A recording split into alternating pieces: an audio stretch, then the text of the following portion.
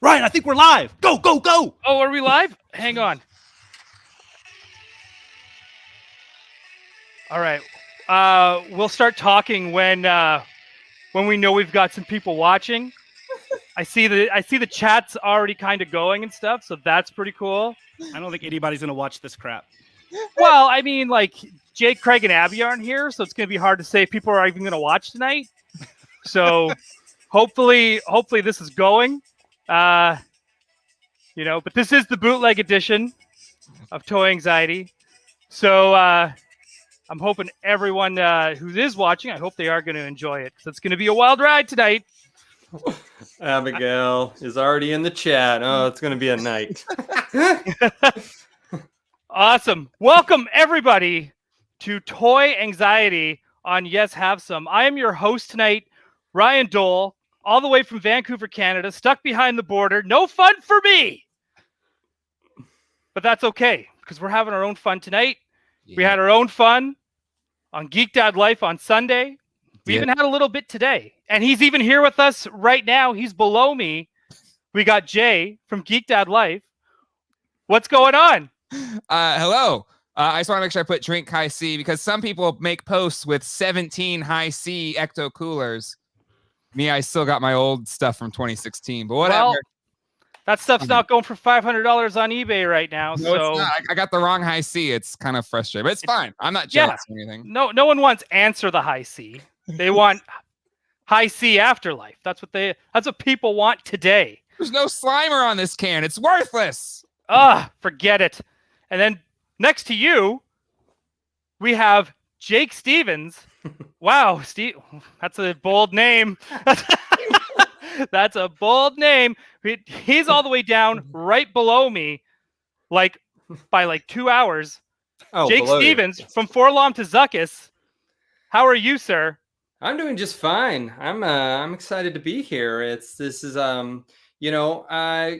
like doing the normal show, but we all know bootlegs are the superior form of it's like any a director's type cut. of, right? I mean, yes. So yeah, I'm absolutely honored to be here on this first official bootleg. Can you call something official bootleg? I don't know. Sure. Yeah, there's official boots for sure. Official boots. Yeah. That's what the Snyder cut is, technically, isn't it? I think so. Right? I think so. We're going to Snyder cut this tonight? Ooh. We go 4 hours? Is that get really dark, get really brooding. Yeah. Our aspect ratio? Yeah. Slow motion. Lots of slow motion. Awesome. And right next to me is the master of intros, who probably should have done the intros because he's the master of them. We have Jay Key from Monster Island on Toy Anxiety. It's a YHS crossover. How are you doing, Jay?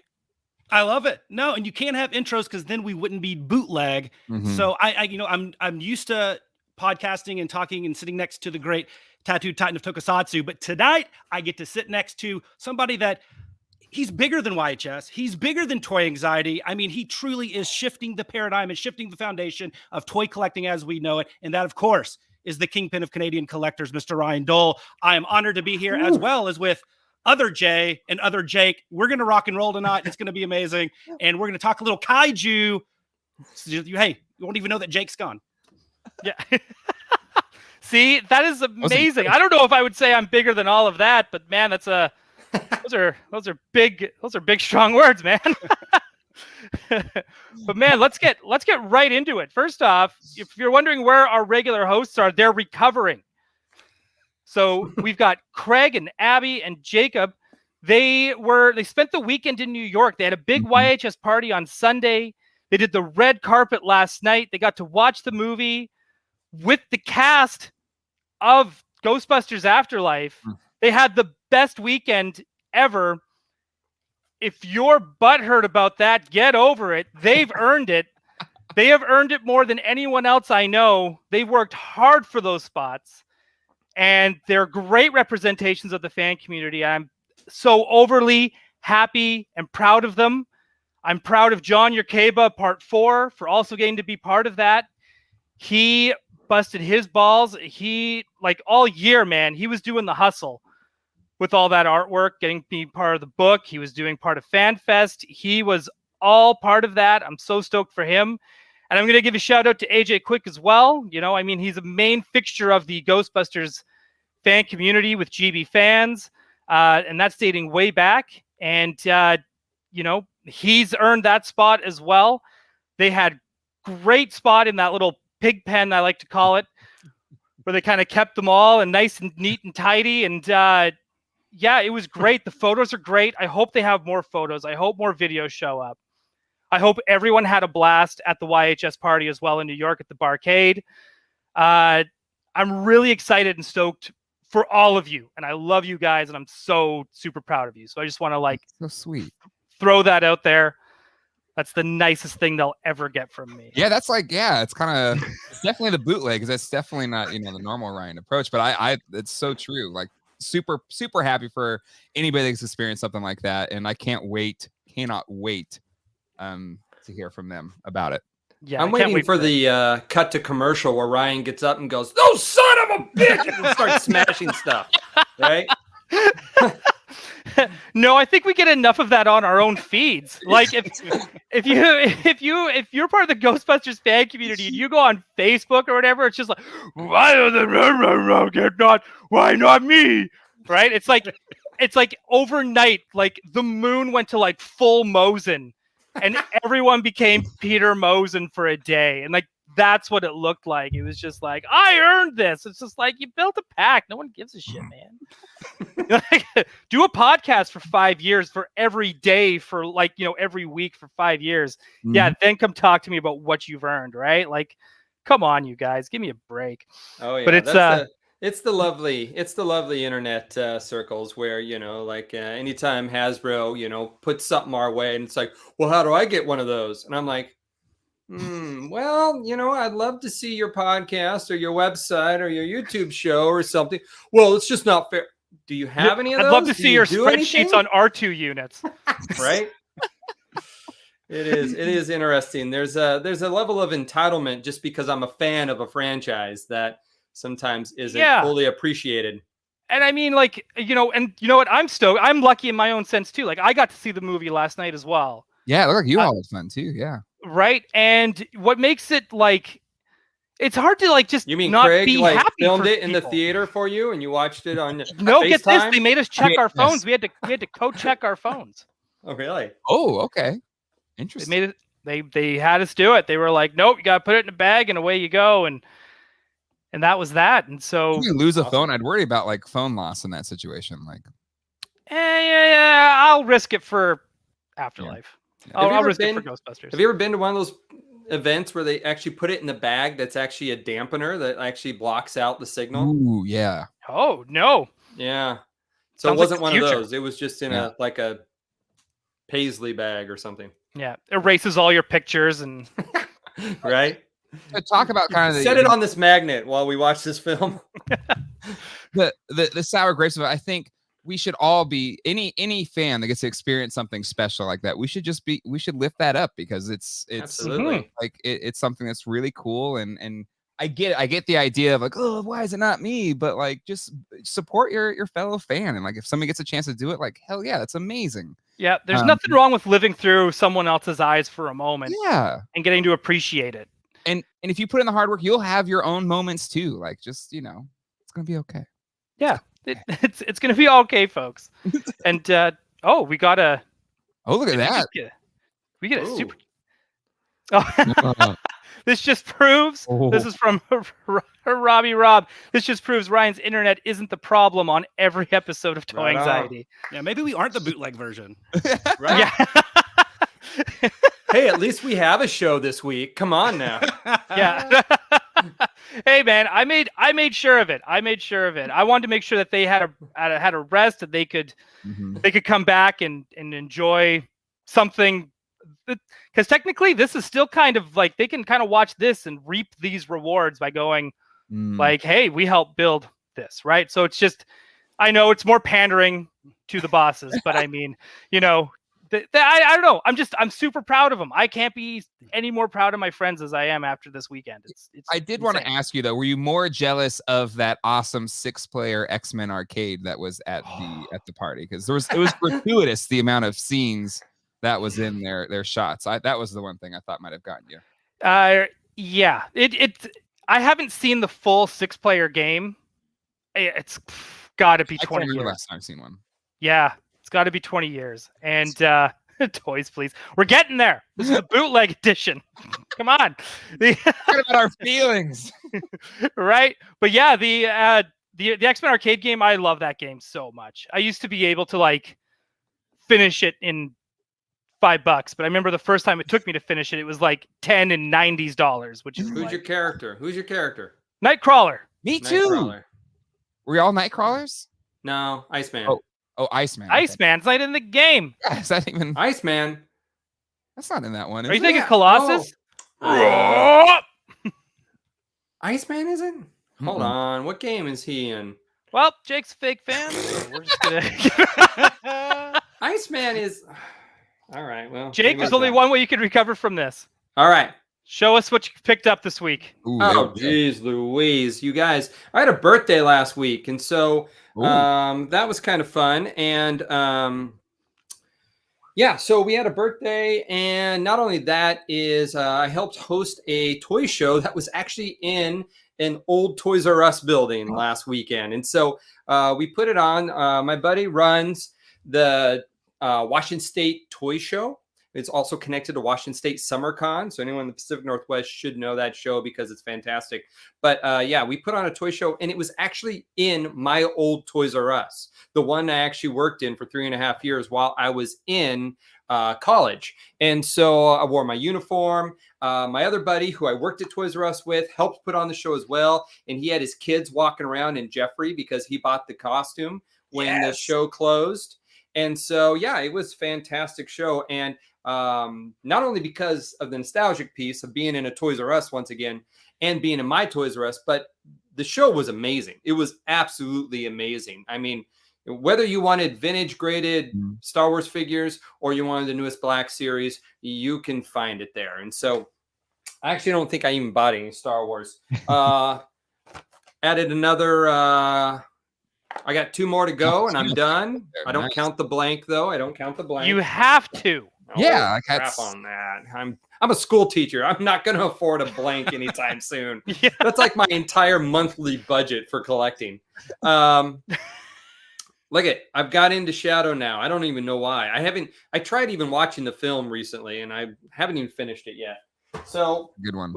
You know, this line is just reeks of just classic Kenner, and so, or 90s classic Kenner. So I've been getting into this. I have, I'm missing all but one carded figure from that.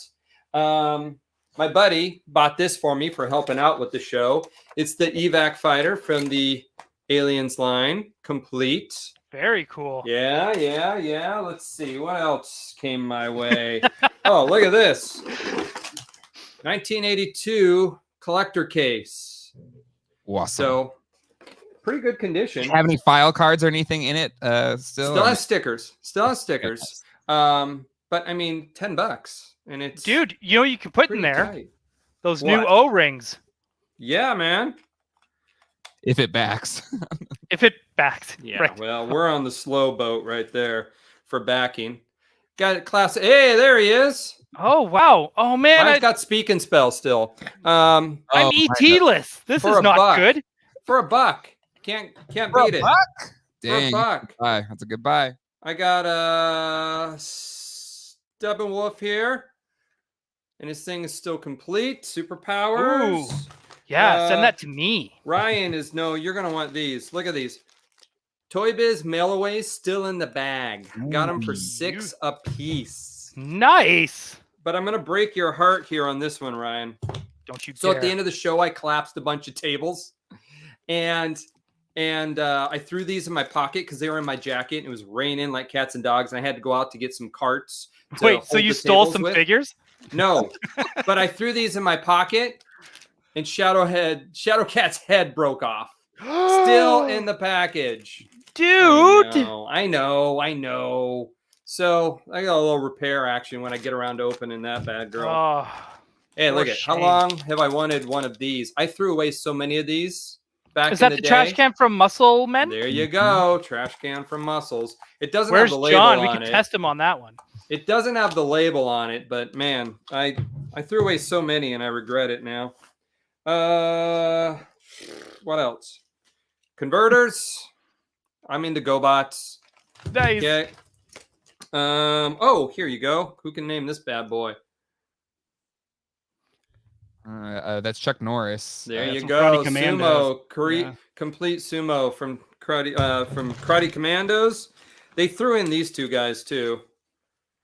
So Nice. That's sweet. Oh, making him Oh, kiss. oh, Perfect. but yeah, I mean, it's just Chuck Norris is Chuck Norris.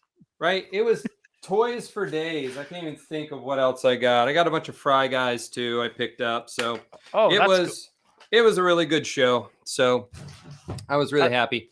I love that. We got a super chat here from Riley Bob. Ryan Doell, J from Geek Dad Life, and the new guy I'm interested in joining. That's J from Monster Island, folks. X-Men come early. It's like a YHS Monster Island of misfit toys of anxiety. There you go. That's a Christmas special for sure. We're gonna have to 3D print some like claymation style models and do a show. Thank you so much, Riley Bob. That's awesome. All right, J Key. All right. Well, first, before I get into any of my, other pickups, if you can, just indulge me for a bit. I'm going to talk about this pickup. How about this from the masterminds of YHS and Tony Taylor Toys and Beducci Studios comes this little spooky sidekick. It's a mint condition apparition, if you will, from the Crypt Creepers line, the Sinister Stack, man. This is awesome. I'm super pumped. It will go up there on one of my shelves, probably next to some, to Gamera or something, because it makes a lot of sense. I don't collect Ghostbusters, so that's the best I can do. So it's, but an amazing stuff. Those guys, brilliant artists all around, and I'm just pumped to start collecting that line. Really, really cool stuff. So I have a couple cool things. I'll try not to go overly kaiju. I'll start off something a little outside the world of Godzilla, but one of the things, the lines that I collect, I finished off Series 1 of Dino Riders with this Torosaurus here. Complete, even with the grapple hook. You hate money, don't you? I love to spend it on dinosaurs. Man, that is awesome. So I'm not going to get into Series 2, and I'm definitely not going to get into Series 3 because I'm not spending $3,000 on a Pachyrhinosaurus. So not today at least. Beautiful. Yeah, so this is one of my favorites. Wow. So this completes it, and like I said, the electronics still work. Oh. Yeah, the only thing that is not accurate is I had to get I got it from Holland, a repro, the rubber belts. This guy out there produces them and ships them out. So it is a repro belt here under it. But those things deteriorate. Even my T-Rex, that's the only thing I'm missing are the ankle straps. So that kind of stinks. But I'll be honest with you, as much as I was excited to finish up Series 1, it was not my best pickup this week. Oh. So wait, you finished Series 1 to completion. Right? But that's not your best pickup. No. And this all right, is let's see it. So this is one, those toys that when you see them and you've maybe never seen them before, they're either from a line or from a year, and you're like, I must have this. I don't know what it is. I don't know exactly the history behind it, but it has to be in my collection or I just won't feel complete. Sure. This happened to me. And so let's go way back to the late 1960s, probably 1967. So this is going real vintage. And a company called Nomura Toys, which started way back in the late 40s, doing tin toys, and then it continued doing that post-war. Well, eventually they had to evolve as companies like Marusan were really just blowing it out with Sofubi and then Chugokin and all that type of Japanese toys. So they got into the Super 8 business. So the little cassettes, that you'd play and you could project them on the wall. They'd be a few seconds. You'd have to sync up the audio. Well, I found in box from Nomura Toys, 1967, this amazing Super 8 recording projector with Ghidorah right there on the cover. And it comes with, and I'll open this up here real quick without knocking anything over, still has the instructions in it in pristine condition. There's the projector and the little it comes with 8 different Super 8s, including 5 that are Godzilla. It's Godzilla versus Ebra from Godzilla versus the Sea Monster. It's these are, like I said, little clips And then the last one, at least chronologically, is Son of Godzilla. So that's 1967. So that's when I'm guessing this came out. They launched these starting in 1965. But like I said, due to the movies on the back, and you see a lot of the early Showa era, you get scenes from Mosra Taigojira and some other really cool ones here. So awesome stuff. Love it. And that was a great pickup. But that wasn't my best pickup either. Oh, stop. No. What's going on here? That wasn't my best pickup. So remember when I got this broken toy for $6? Remember that? Jake, like you, this was actually I was celebrating my birthday this weekend. Even though it's next weekend, I even went to like Mile High Comics in Denver. I had a trip up there. I couldn't find anything, but luckily a lot of my shipments from Japan came through right before there. So that's where all these came from. So the last one, so I collect sofubi, soft vinyl from Japan, and with the Godzilla and Toho license and Kaiju in general, thousands and thousands of options. Like you can't collect a line, but I decided that I'm going to try to collect a subline of a subline. And so company Marusan, which like I said, started in the late 60s, or actually started before then, but started doing sofubi in the late 60s, and they went bankrupt and spawned off into numerous companies, Bullmark and you name it. Well, they reincorporated, and they've released a lot of these really cool exclusive sofubi Godzillas. And they do them at, whether it's, this one was from a single pop-up in Asakusa, Japan, that lasted one day. They only produced about 70 of these. And it's a line from Arson of Bio Goji, or Godzilla 1989 from Godzilla versus Biollante. And I've sold a few of these on Toku Toy Town. They have come in very, like, a wide array of colorways. I think there's about 12 or 13, from glitter sparkle to clear to color changing. And I picked up my second one in this line, and I have 4 more on the way. But this is the orange clear Bio Goji, a translucent vinyl. It's about 9.5, 10 inches tall. Beautiful piece of art. Like I said, only was released one day, and a pop-up, a Marusan pop-up, Asakusa, Japan, at the Asakusa Smile salon. So this is the only place that you could get it, and I absolutely love this piece, and this is amazing. He's like a creamsicle. Yeah. No, actually, Jay, I need you to say all that again. I feel like I'm a history lesson, and I want to just take notes this time. So we talk a lot of kaiju toys. We talk a lot about kaiju toys on YHS on Monster Island, and it's always fun to go through everything that Jake and I get. But these were kind of the heavy hitters. That's I got some other little stuff, but I'm going to turn it over to the other folks, not to hog the time here. But dude, those it's like are you 3 of live my in a favorite Smithsonian. Yes. Like, it's incredible. Like, and you have to, at some point, you're going to have to do a live streaming of a projection on your wall of the Super 8s. Yes. Mm-hmm. I have to check to make sure it works. I mean, it's in pristine condition. They claim that it worked. I'm a little nervous setting it up. I'm just worried that I'm going to break it. But I got to try it because, hey, I got it to project it. So I got to see if it works. So maybe does anyone else have that projected online? Have you seen what that footage looks like? Yes, most of the Super 8s, they do have you can see them on YouTube. Not all of them. I think there's 2 of them that I haven't seen before. But yeah, and there's a great guy that is actually, he's a little project kind of restoring some of these and putting them up there. If you go to mykaiju.com, John Ruffin, he's really big in the Godzilla community, a brilliant toy photographer and collector from way back. He does that, and it's really cool because some of this stuff, it's of a different place and time, right? And I wasn't alive in 1967, but if I was, I'm sure I would have had one of these. I'm going to start calling you Bobby 60s. That's what I'm going to start doing. I have like 4 things from the 60s. I have a little ways to go. All right, other Jay, Geek Dad.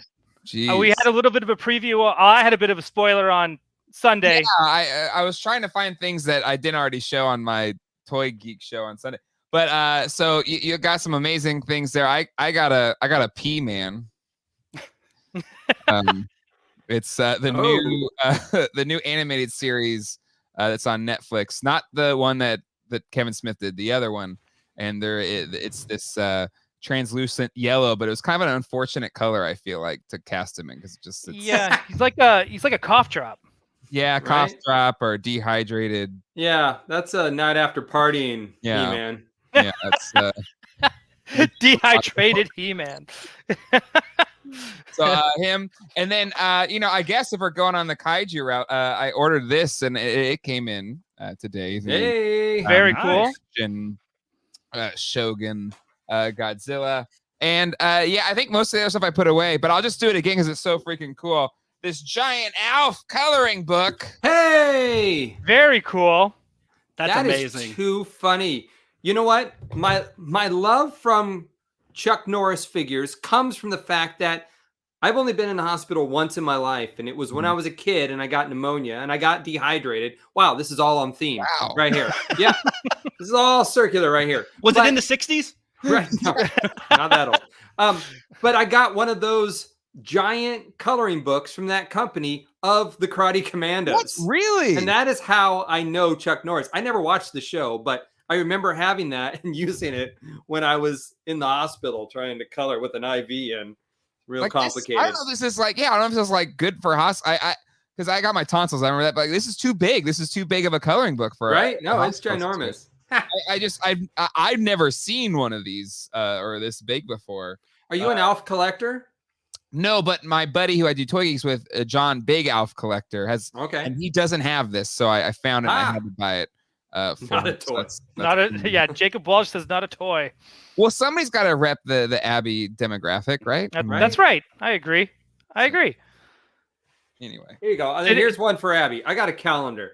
I got the Kenner calendar. That has all the card art for Kenner line. So there's a non-toy for you. That's amazing. I have to point out like what happened on Sunday on Geek Dad Life. So your guest. Sorry, now I'm blanking on his name. Chogrin. Amazing artist. Mm-hmm. Amazing. He was showing off his new vinyls that he's coming out with. You have to check it out. But he was showing off his toys that he got, like his pulls for the week. And he got these articulated Roger Rabbit figures. They're not the bendies. They're articulated. Which I didn't know they existed. I didn't. What company? Same one, LJN. The same that make the bendy ones made articulated ones. But here was the crazy thing. The moment that happened, there was an eBay fight beyond like it was insane. So he's mentioning it. And of course, myself is thinking along the lines of everyone else in the chat and including Jay of like, we have to get on eBay right now and get these damn things. I go on there. I'm like, there he is. There's Roger Rabbit. I can afford this easy. Even with shipping, this is nothing. Click, sniped. What the fuck? Ooh. Then I was like, all right. Oh, there's the whole set. Oh, buy it now. Buy it now. Clack, clack, clack. This is not available anymore. Then Jay pulls up. I got this. All 4 figures. Done. He sniped me. It's like, and it got harder and harder because everyone was like, go. So now eBay's probably like, what the hell is going on tonight? Hey, look at that. You guys are manipulating the markets out here. In real time. That was the stressful part, just because because literally I was like, John, you go next, you share yours, because I'm just gonna go on eBay right now and try to find them. Yeah, and it was like trying to get Comic-Con tickets. Like it was turning into that. Like it was like eBay hangs gone wild. It was like we've done eBay hangs on Yes Have Some before, and I've never seen Craig get sniped.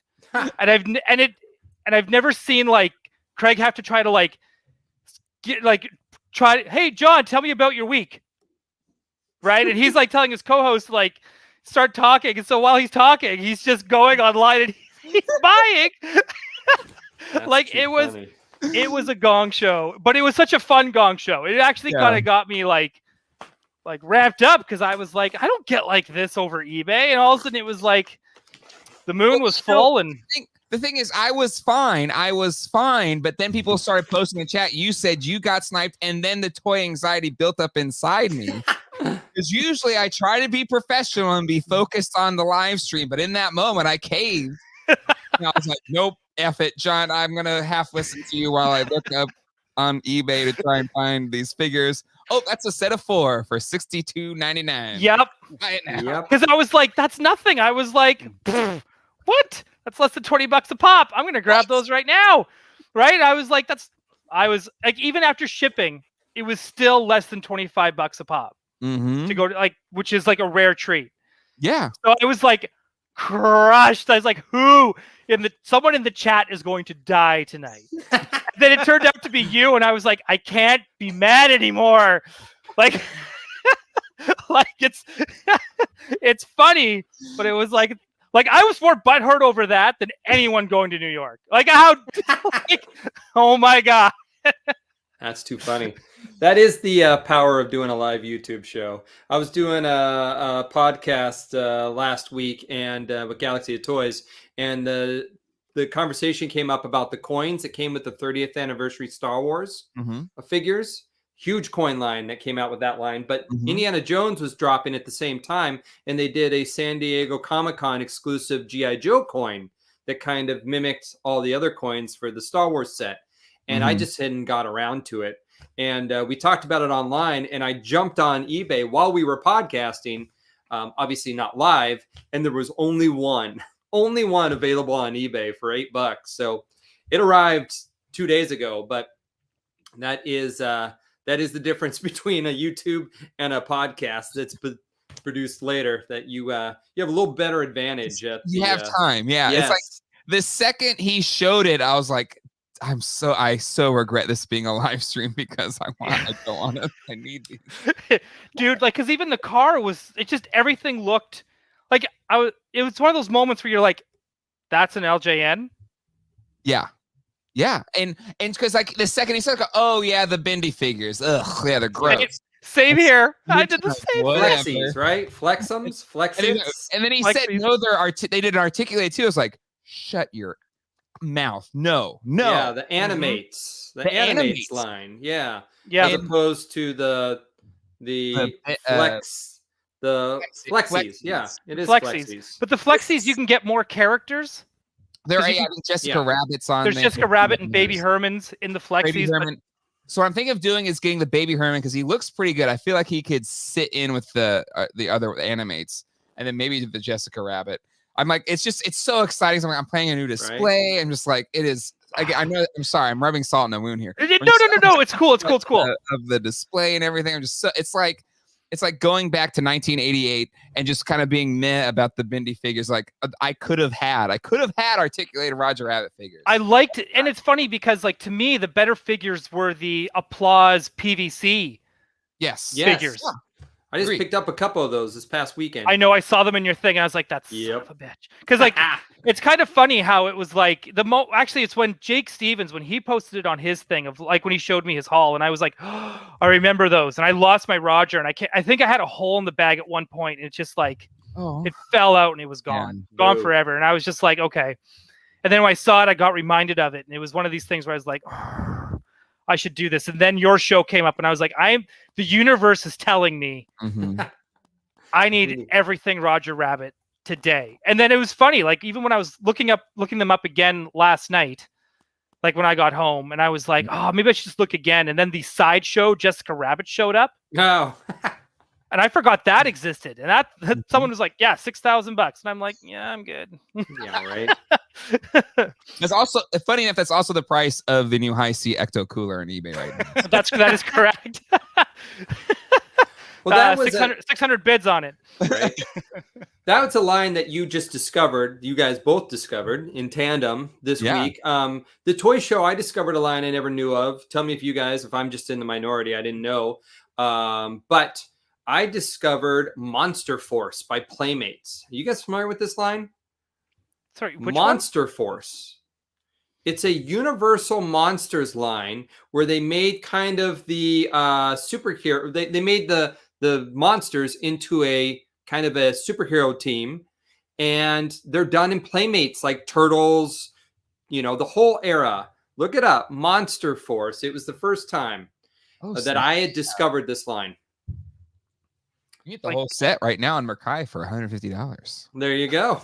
No, I am not doing this. It's nice. Okay, so Jason in the chat knows Monster Force. Jacob Walsh knows Monster Force. This is not. It was new to me. If Jacob Walsh didn't know Monster Force, he would lose all cred, I think. Right. So even if he doesn't know, I'm just happy he's saying that he does. he's just repeating it for. Monster Force. Yeah, know. Yeah, those these are actually really cool. They look really cool, and they're in that whole aesthetic, which is super popular to remake now. Super 7's doing everything that Playmates did at that point.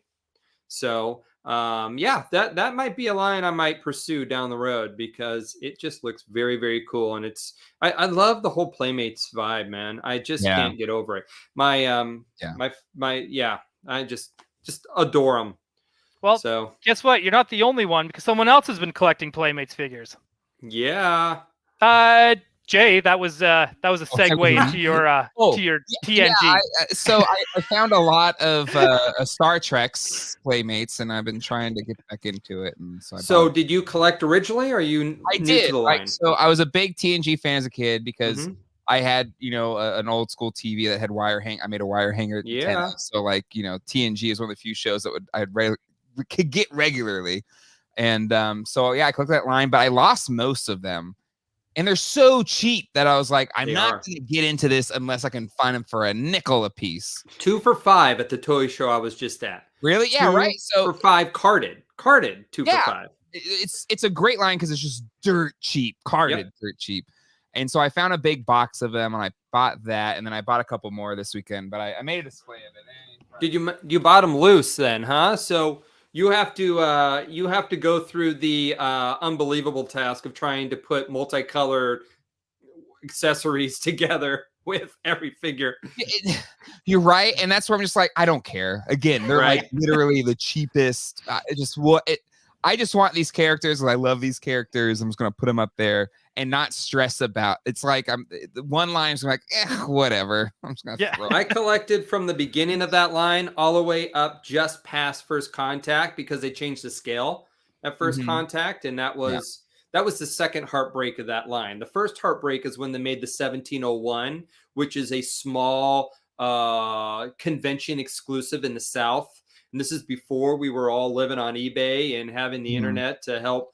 And it was just like, it was impossible. And those sets, they only made 1,701 of them, 1701. And it was a 3-pack of figures you couldn't get. I remember that was the biggest. I knew people who quit that line, who was religious about it, and then quit because that was just the worst possible thing. Like that's like a vintage sad comment. Right? It absolutely was. The Kill in the Lane, the original. That's I'm selling all my NECA if I can't find a Krang and Android body. Ooh. I need a vintage Krang and Android. I've been dragging my feet on the vintage one of those. I find myself fortunate that I bought all of my turtles back, or the ones I was missing. I still have some of my originals, but back when they were dirt cheap in the 2000s. I got a Krang's Android body for like $25 on eBay with box and everything. Like it was dirt cheap for. I mean, some stuff still is, but the whole set was dirt cheap. Some of those figures, some of the turtles, it is hit and miss on the age and value of those turtles in regards to the fact that, like, if you want a transforming turtle or Splinter or anybody, fine, $4, right? Yeah. But if you want a animal character from a later wave, forget it. Like Hang Time, Dr. L, right? Yeah, right. The Scratch, right? Obviously, that's a big one. And Hotspot. Hotspot. Yeah, sounded wrong when I said it. But yeah, those ones are uber expensive. But even like Cat April is starting to shoot up in price. Yeah. Ones that no one really cared about, but I like the Transformers. Once NECA makes them, now they go up in value. I think I'm the only Transformer fan associated here at all, but I love me some Transformers. I have a few G1s. There you go. G1s? You got some G1s? And my little toy museum up here. Of course, got a little G1. See, this is how you know it's the bootleg, folks. Oh yeah, there you go. Got, also, only one person who doesn't collect Transformers. Yeah. There you go. Is that your party trick? What is that? This? You don't know what this is? Is that your party trick?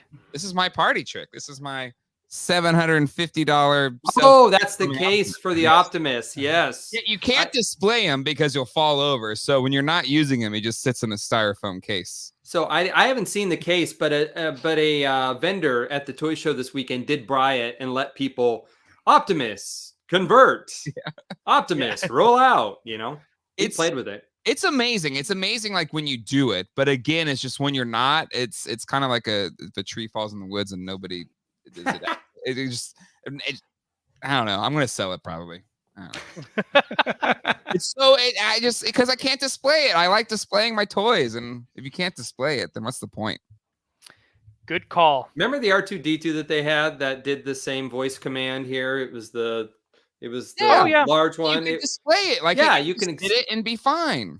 Mine turned totally yellow though, so be careful how you display it. Mine yellowed badly. Get me a beer.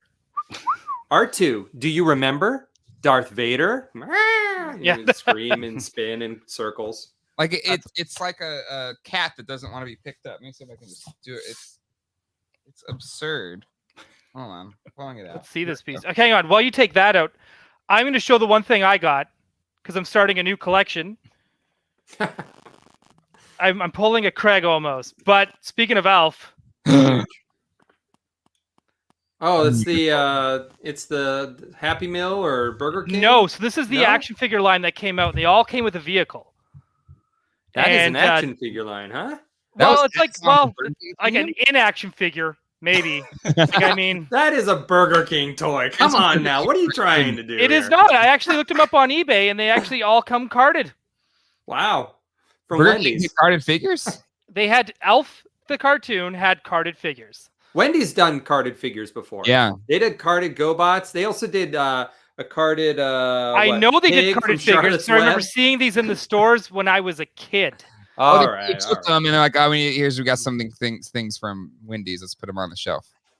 That would actually be that would be a very Canadian thing to do. I'm not gonna lie.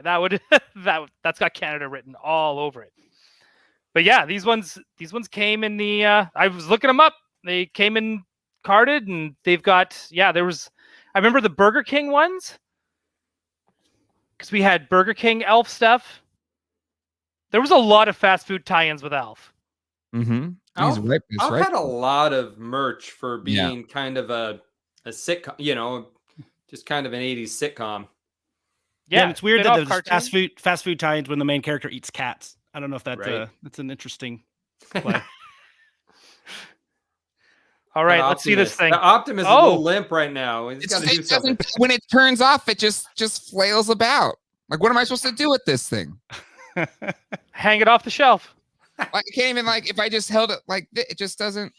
It can't even sit like a car. It can't even. Flaccid Prime. Right? What am I supposed to do with this? So it just sits in the box. Yeah, that's. I feel like it had a display mode or something. It's like an Optimus plush doll or something. It's like, come on. Oh, dude, that's a bummer. Right? So I never want to hear people complain about Sentinel knees again. Lisa said it was only 300 and something. My Sentinel stands up. See, it's right there. It's been standing up the whole time. Yeah, mine's been standing too. I actually have had no problems with that whatsoever. There was a Sentinel at the show in box for $250. What? What's wrong with that? $800 secondary market? Yeah, I thought. I don't know. Wait, and you didn't buy it? Yeah. I don't need that. I don't need that. Oh, get some more cash for the other toys. I did buy. It's not 3.75, so he's not buying it. Oh, okay. I started the Super 7 Aliens line, the ones that Kenner canceled back in the day. Yeah. I put them off, but at $7 a piece, you can't go wrong. I really do think a 5 POA figure should cost $7 now. It's a little heartbreaking that all these reaction figures are now $17.99 a piece. Now I understand they're not made in huge quantities, but Well, that's Super 7 for you. Do we want to dive into Super 7 news today? Yeah. Hey. Holy. Talk about overpriced. Let's see if I can get this screen share to work. And where's the bootleg? This is bootleg transition music. Right? Screen share. Oh, it's telling me it's not letting me do it. It's saying, no, you lost permission to do that, jackass. Oh. Really? Yeah. Is there? You have to like. Do you have a whiteboard? Could you It's draw? funny. Could I picture draw of it one? real Oh my quick? gosh! I wish I kept my Sharpie nearby. I could draw a If quick you plus- van. If you plus in my thing, I can share. I think is it down there? Here, you I can- plus it in? Yeah, Yeah, you I probably can- still have yours set up from this afternoon. Yeah, I can share it. Oh, yep. But yeah, there's a Super 7 announced today. Hey. Well, they didn't announce it, but it's the official announcement of the Ultimates Party Wagon for the Teenage Mutant Ninja Turtle line. It is $500, folks. And at a time when we have 1,000 other premium play sets and figures and toys all on the market at the same time, it's now time to choose. Are you a Turtles fan? Do you want a Rancor? Do you want a Proton Pack? Do you want a Sky Striker? Choose your team, folks, because Christmas is coming and you can't buy it all. This is the true war on Christmas, folks. It blows my mind that they're just like, you know what? We know, because it's literally the window ends December 14th. They were like, literally like, screw it. I don't care. You got to decide. Like, they were just like, I don't give an F. Like, just, it blows my mind. It ends 10 days before Christmas. Right? So what is the logic, do we think, the fact that all these major purchases are coming up in the holiday season? Do we feel like these are what people are, they want people to do, this is what they're spending their money on, even though they don't get products for a year out? I mean, because that's not necessarily, it's like it'd be like getting an early bird gift from your wife. Yeah, but here's the a early bird receipt. set. The early bird set didn't cost $450. But it did in 77 money, didn't it? Yeah, I think if you adjust for inflation, absolutely. Yeah. But this thing is beautiful. It's amazing. It is. I'm gonna get it. I've already put an order in through Entertainment Earth, so I've already gotten it. So let me sit here and complain about how much it is, but still say that I've got it. Do you like the stylized changes to it, like the bumper and stuff? I don't mind the bumper. I hate the stickers, but it's a sticker sheet, so you can just hopefully get your own stickers. Let me put it back up here. So I think this, because it probably can't use the Playmate stickers, I would guess, if they didn't let them use them, but so I'm assuming that's what that is too. But you could also just get some there. You know that there is someone right now getting custom ones ready to put on Etsy. Absolutely. Huh. You bet. You bet. Now, why do we think they couldn't use Playmates? Because a lot of these turtle characters are Playmate designs in origin. I know the comics had, some appearances, and of course the TV show inspired some characters, but there were some original turtle characters that have been replicated by Super 7. Do we think print has something different? My only guess is because like Super 7 has to basically sublease the license out from Playmates, so they have to work through Playmates to get it. And maybe Playmates like, well, we're doing our own part. We're not doing our own. We're just re-releasing the same one again. And they could have been like, we don't want blah, blah, confusion between it. That's what I think is. It's a licensor thing. Like you can go up to this line, but we're not going to let you do the stickers or something like that. That's my interesting. No, yeah, it is fascinating. I don't know. This doesn't. I don't know. When you look at something like the Razor Crest or the Sail Barge, I don't know that this provides as much value as, the Sail Barge. I mean, clearly it's got a lot of pieces, which is cool, but this isn't Sail Barge quality, is this? What? I don't know. I think it's kind of up there, just in scale of what the figures that go in it are. Like, I mean, you can. There's a lot. Like, plus it comes with a lot of extra stuff just for the turtles themselves. Yep. Like this, for instance, like with the welding mask and the helmets and stuff, which I think is really cool. The one thing that this does more so to me, like the barge to me seems like it's like a display piece. Like it's so big. It is the USS flag of Star Wars vehicles in its own way. This to me looks like something I would actually want to like get the Ultimates figures, and I'd actually want to like roll it on the floor and play with it. There is about 1.2% of people that are going to buy $450 toy and roll this around in the ground. I know it has that possibility, but well, it does really no roll. one's giving That was this one of to the their features. kid for Christmas next year. You'd be surprised. Like I know John has bought collections people that they let their kids play with Motu Classics figures. Like they bought them for their kids, which is insane when you think of how much they are now. But yeah, it's true. And I know people that like now it's like, it's kind of funny. There's like 20-year-olds that grew up playing with Marvel Legends figures. Yeah, right. Like it's true though. Like that's where we're at now. Like those figures are like those Toy Biz ones are vintage figures now. It's wild, which is why they're recreating them now for an anniversary line. Like it's insane. I had that first wave of Toy Biz, and I decided I didn't like the scale because I'm a 3 3/4 guy, and once they went to 6-inch, and I knew that they were going to go far with it. I put my 4 original Toy Biz first series one, Cap and Toad and who are the other 2? Cap, Toad, and oh gosh, I can't even think of it. But anyway, I threw them on a table at a toy show. I had a guy come over, undercut me, say, hey, if I buy all of them, will you give me a better deal? Sure, okay, yeah, all right. I watched him pick them up off my table. We exchanged cash. He walked over to his table and doubled the price and threw them directly on his table. That's crazy. And this was like 15 years ago. This is a long time ago. And I was like, that son of a gun. Jay Key, you have a collection of highly detailed and expensive items. Okay. This kind of falls in line with that, even though it's not something you totally collect. Well, I do have the first 2 waves of original Turtles, and I do still collect the NECA animated line. So for this, I'm just curious how this changes, or does it alter the timeline for NECA? Do they now rush to get their version out, or do they let it, have some time to breathe before they release their version?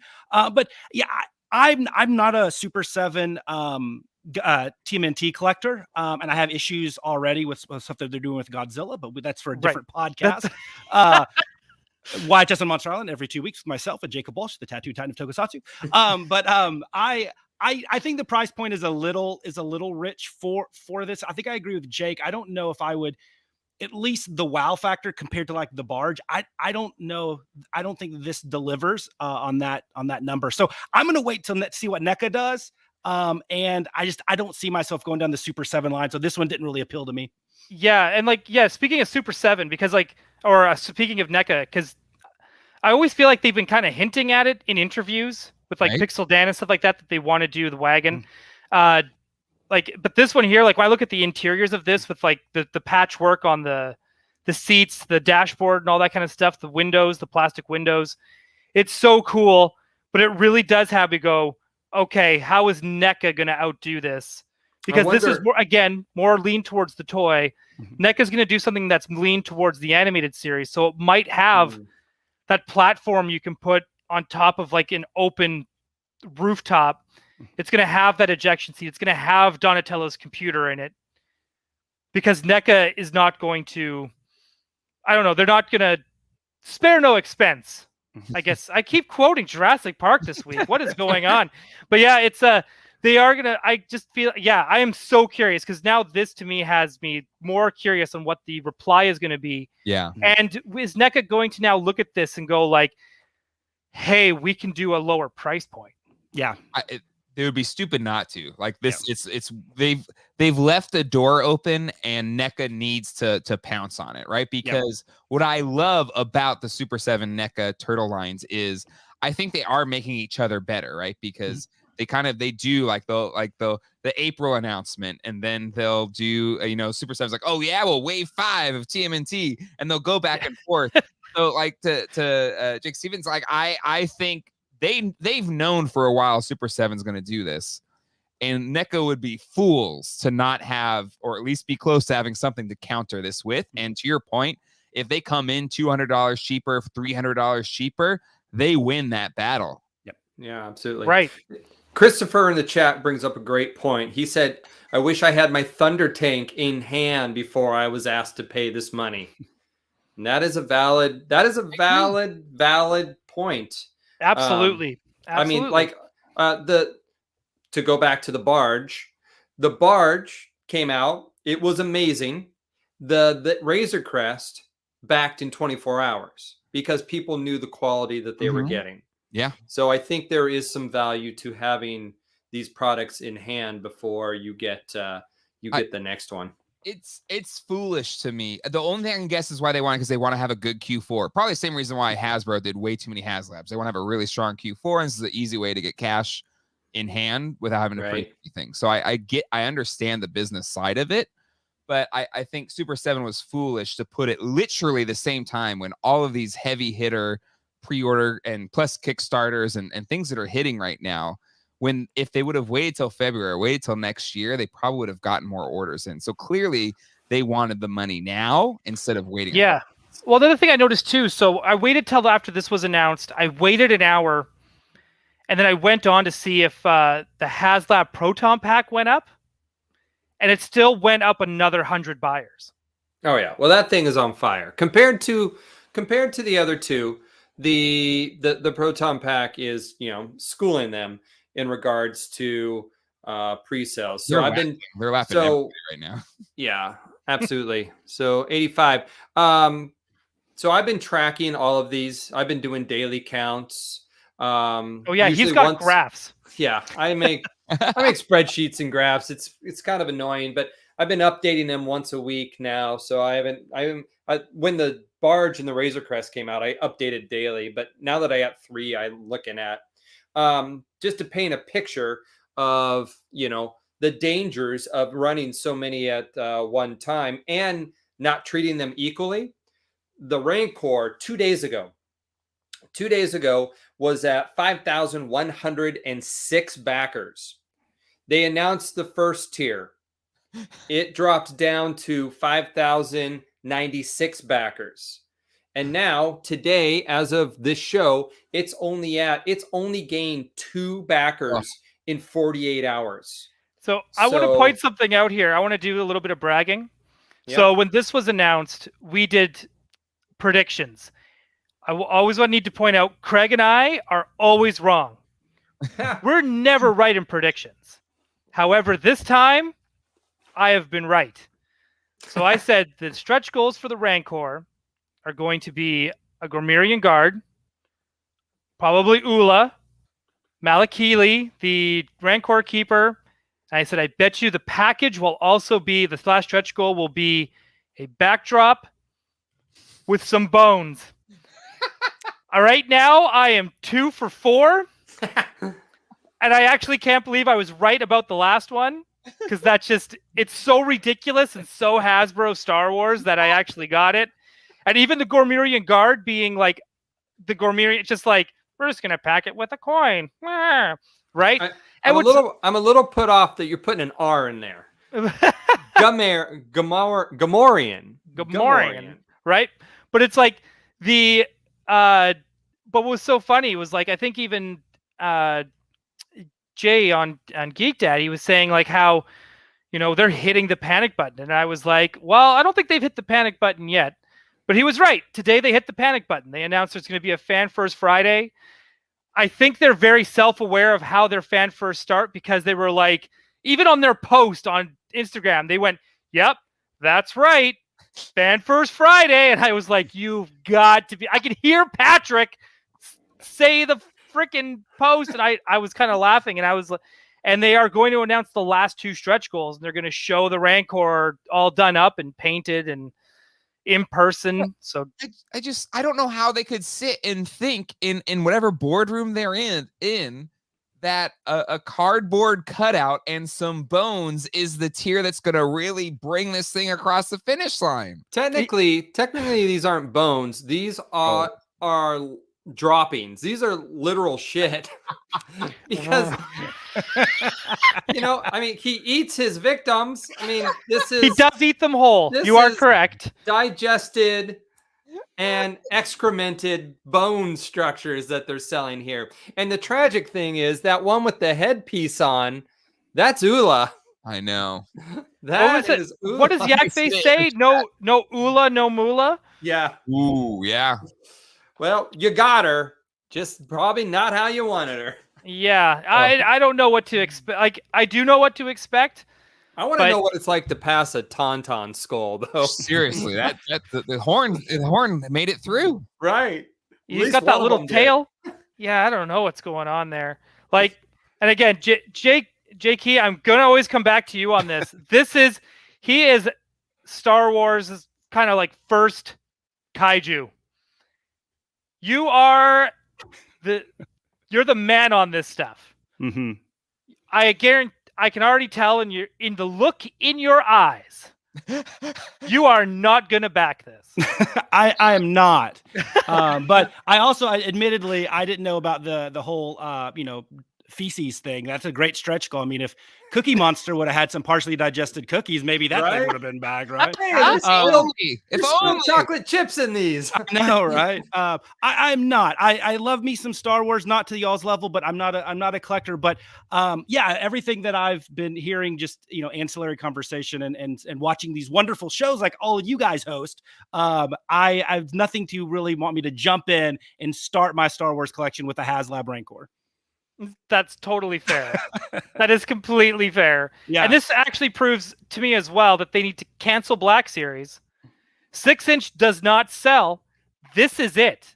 This should be the Band-Aid they tear off and go, we're done. And they should write a public apology to Craig Goldberg, who has spent his Star Wars collecting time buying Black Series, because now he has to go and complete his 3.75 scale, which they should do 100% focus on, and maybe give us something like, I don't know, the Bad Batch, Frog Lady, Pelimoto. I could go on forever. In fact, I might. Kylo Ren from episode 9.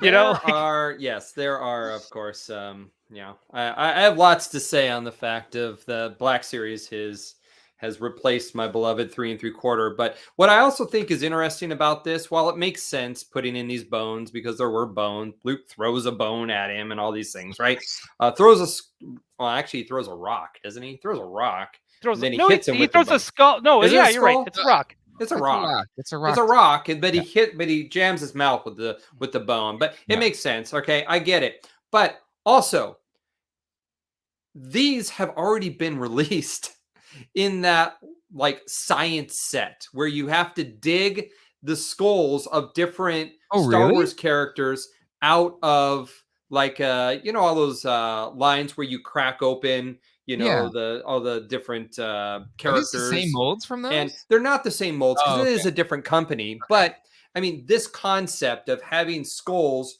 like I already have a Darth Maul skull, I already have a Gamorrean Guard skull. I think they may have already done a Tauntaun skull too, but yeah, they're in these little like sand blocks that you have to dig out. So it's not that it's 100% even new concept to have a collection of Star Wars skulls. So yeah, these last two tiers need to be really, really, really impressive to win back the love. But I will say, as someone who's been tracking these and tracked the Razor Crest and the Sandcrawler, the sail barge. The sail barge was on the same route. There were days where it sold like 12 in the middle of its HasLab crowdfund experience. So this is on the slow train. I do expect it to fund for multiple reasons. First of all, this is something they've been working on for years because this Rancor was on display at San Diego Comic-Con like 4 years ago. B, they've also extended campaigns in the past. If you remember, Unicron did not fund. And so they actually went in an extension campaign with that. So they will get this funded. Whether that's the new hashtag, extend the Rancor. Right? But it will fund one way or another. But what's funny is like Sky Striker is in a similar spot, but there isn't the public sentiment that the Rancor is getting, and that's where I wonder, is public sentiment so against the Rancor that they won't do an extension? Or do you think even with the public sentiment that Rancor is like they'll Do you think that everyone was in love with the Unicron? I don't know that everyone was. I mean, it's More than amazing and it's this. beautiful. What's that? More than this, I feel. More like, than with the this, Rancor. yeah. That's Yeah. I don't know. I mean, I think the some people are proto- even just mad at the Star Wars brand in general. Yeah. well, there is that. I've got comments for later to prove it. How do I walk this line carefully? The current management seems to not have as much. They don't know as much of what the fans want as I would say probably previous brand managers have. And that's and it's shown by some of the items that we get and the repaints that we get. I mean, I am 100% for repaints if they're done well and fine and smart, right? Oh, yeah. I mean, The Christmas G.I. ones Joe. are still my favorite. Yeah, well, those aren't smart ones. Maybe one Wait, or what? two. No, Jake. one or two, yeah, but not a full wave 2 years in a row, which is what we're going to end up getting. Yeah, this they should year. have done So- Halloween this year. I want Halloween troopers. Yes. Yeah. You know who does it right? Disney's Droid Factory does it right. They put out a holiday droid at Halloween. They put one out at Christmas. Yeah. Sometimes they'll do special events like D23 or Pride Day or whatever. They're the ones that keep synergy without making everyone go, great, another repaint, I want a rainbow trooper today. I Agreed. want a rainbow trooper. I want a glow in the dark skeleton trooper. And I want a jack-o'-lantern trooper and an Easter pastel colors trooper as well. There is this thing called customizing you need to look into. Absolutely not. But what about for the talentless people like myself that aren't good at customizing? Yeah, well. What about those? Yeah, Yeah. well, yeah. Yeah, suck well. it. If you built not bought, Jay, come on. Right. It is painful with the growing cost of these figures to then see them just constantly repainted and re-released, with shiny gloss or a Christmas makeover or whatever, when there's so many types of repaints we could really get behind. I mean, they're not releasing astromechs really at all, but there's about 8,000 different color astromechs. That's like printing money, right? Mhm. Here is all the different astromechs. They've done, like 7. Well, It's we like- saw Jay Key. He was showing off his Godzilla today, that exclusive. And you're seeing how like they're able to do that with Godzilla constantly and kind of making it fun and freshen it up. Yeah. I mean, I would be fine with the, like you said, like Disney does that all the time with their stuff. I would love it if Hasbro started just doing that with seasonal troopers. If they're going to keep doing repaints.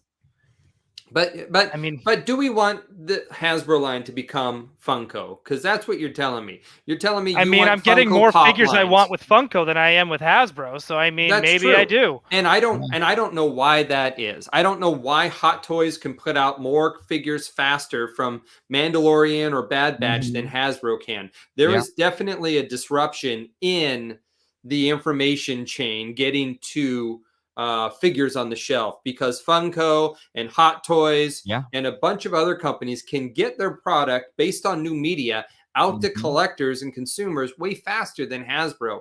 And I can don't tell you what the understand that. speed bump is. The Yes. speed bump is the Black Series exists. It needs to get out of the way. I honestly think, just having worked for a few just big, I think Hasbro's just too big. It's too big of a corporation. There's too much bureaucracy.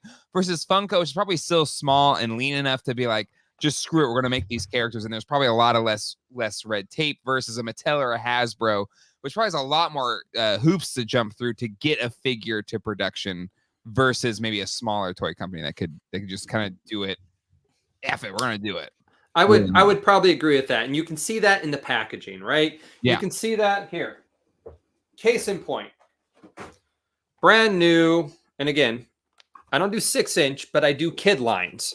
So here is the new kid line G.I. Joe. It's the Ninja. It's the red Ninja, right? That's, I like to I like to brand myself as a toy aisle collector, and these are the kid lines that show up in the toy aisles pretty easily, right? I don't like lines where half the line is exclusive that no kid could feasibly collect, right? So on the back of this has an image of the figure and then the legalese at the bottom, right? There is no story. There is no cross sell. There is no, I mean, it doesn't say It doesn't show you what the wave is. It doesn't. If you think about it now, if I'm a new to G.I. Joe, is this Red Ninja a good guy or a bad guy? There's not even a damn Cobra signal on it, right? I mean, here, look how much legalese is on. Here's new Spidey, right? In the Web Gear series. Okay, it's legalese. And this is one sentence. Where is it? One sentence of dialogue about the character, which is really generic, and then it's replicated in multinational languages. Name is Spider-Man. Well, and the thing is it still matters to kids because I have a 7-year-old boy and a 3.5-year-old boy. They care about that stuff. If there's a checklist with figures, they search over it and they still circle it today. Yeah, it's not that the kids don't care about it. Bio card, comic, story. I mean, this is what has been lost by Hasbro 100%. By being a multinational company. And you're exactly right. I mean, as kids in the 80s, right? If you missed your episode that day, that morning, because remember, they did an episode a day. If you missed it, you don't get that part of the story until summer if you catch it in the reruns. But you're most likely outside on your BMX, right? Sure. So you just kind of lost that story. And so you had to have the toy to tell you what is going on with that figure, right? So nowadays, they rely so much on the IP that you know the IP. Like, I have to know who the Red Shadow, the ninjas are, because I watched not even the last Snake Eyes movie, but G.I. Joe 2, right? That's when they had these guys, right? I have to know that property in order to even know who the figures are, right? Here's Scarlet. I had to have either played the video game that came out, last year and a half ago, but there's no cartoon that has this Scarlet figure. It doesn't say whether she's a G.I. Joe or a Cobra on here anywhere, right? I mean, you have to rely on knowledge of the property to collect, or as a kid to collect nowadays. So it's 100% agree. 100% agree. It's a struggle. It's a struggle because the magic has been lost from building a toy line that we grew up with, right? And this is what I'm trying to tell. There was you could collect without knowing the media or the property as back in the day. Nowadays you can't do that. I mean, they just don't make it. You can do that, but they don't make it convenient. They don't make it easy, right? No. They don't make it fun. And the thing is, like, again, my kids, they can just, it's all streaming. So they can watch any cartoon, see every episode of SpongeBob they want to pick out or whatever. But like for us, the toys was how we made our own stories in between. Right. Absolutely. But the thing is, kids still do that. And that's what I think maybe us adult collectors forget. And I'm thankful I have 2 young boys that they still play the same way we all played as a kid. But to your point, they're just not given that as much of an opportunity to be imaginative or given a story and then go run with it, right? As we were. And that's a bummer. It is a bummer. Yeah, that's brutal. But hang on, we're gonna go back to Jay Keith for a second because he's gonna drop some knowledge on us. Oh, well, I am okay. Well, I don't know about that. I actually wanted to go back to something you said, Ryan. And a little not off topic, but you talked about how in like Godzilla as a property, like they can do all these repaints and these re-releases, and they're viewed, in a positive light. It's not a negative. It's like, I need a purple vinyl translucent Godzilla and one that's pink and one that has glitter and one that's glow in the dark. And that's, it's like I said, it's something that's viewed as a positive.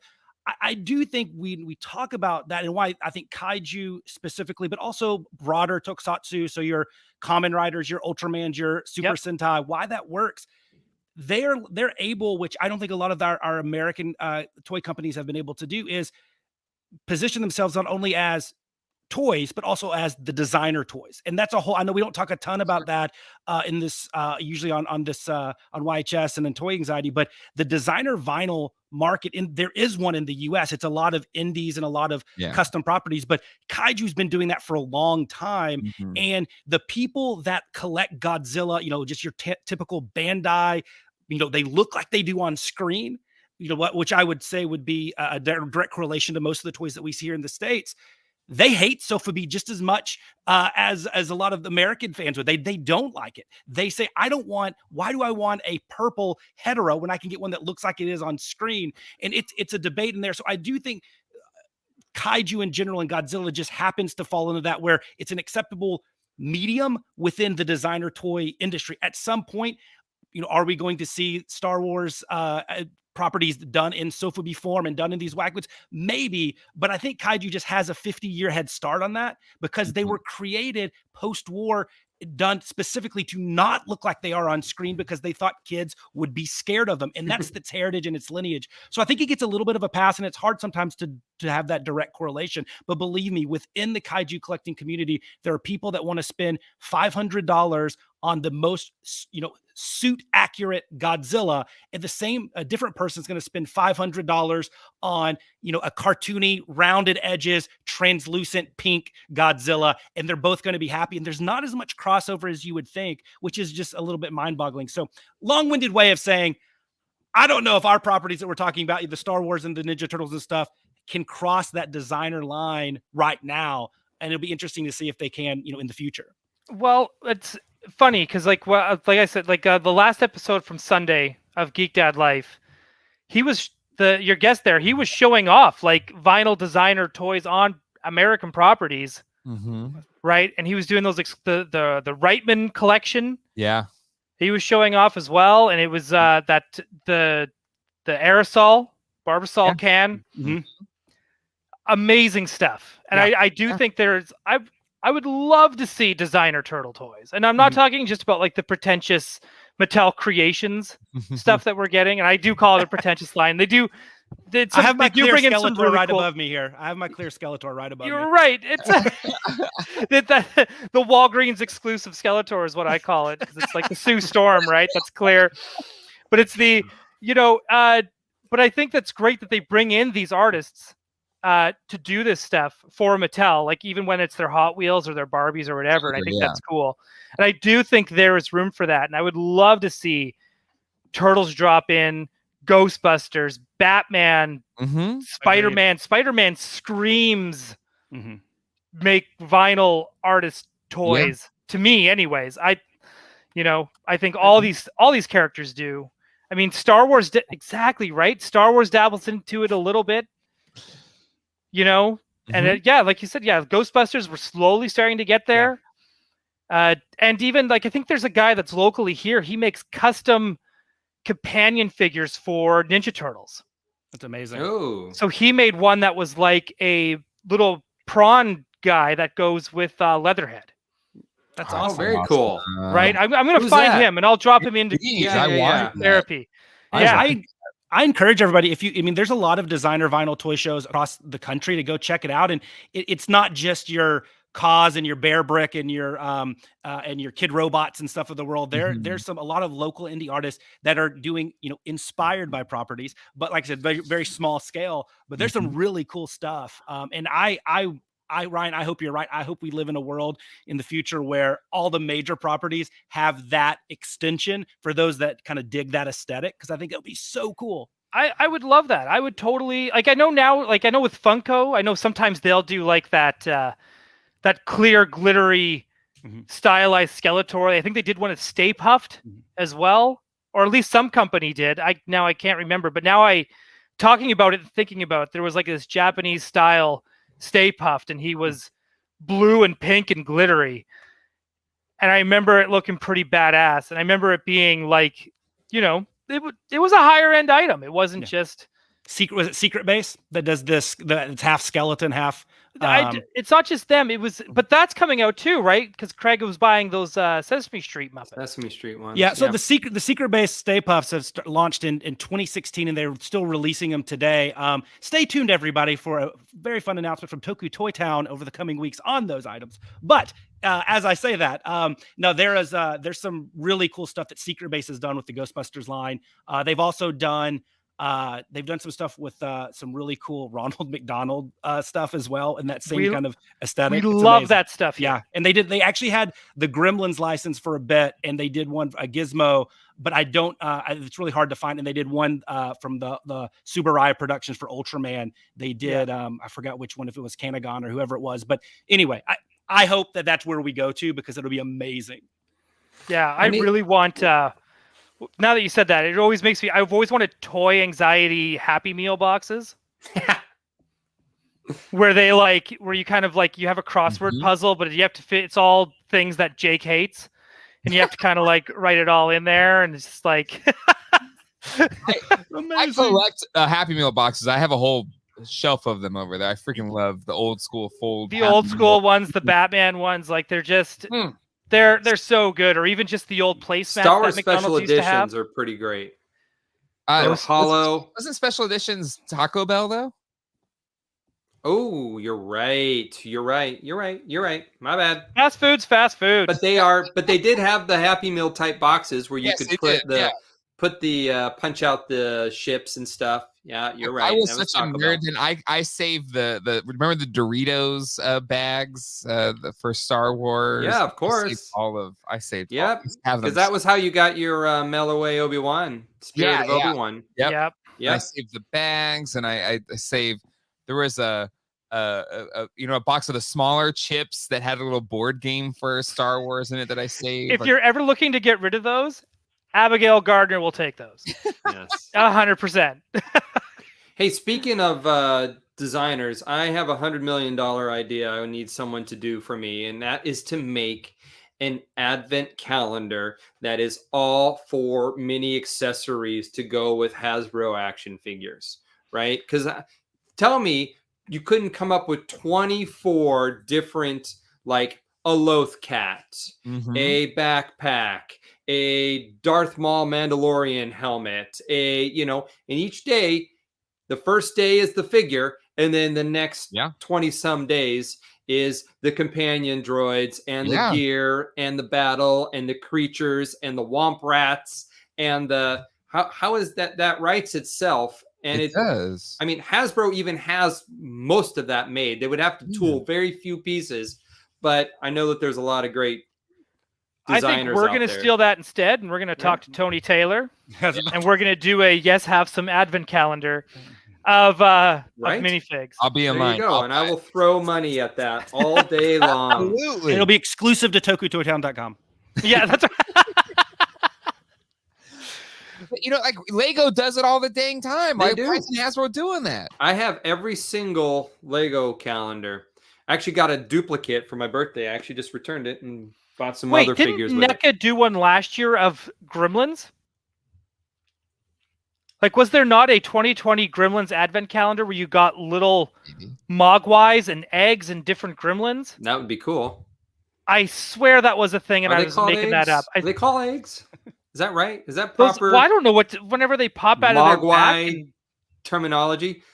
I don't know. That's cool. Right, but there's like There was one there. I'm looking at. Steve and Jacob are telling me yes, that's a thing. Okay. So Mogwai. This is it's still in stock on Big Bad Toy Store, $49.99. I guess we're all buying them.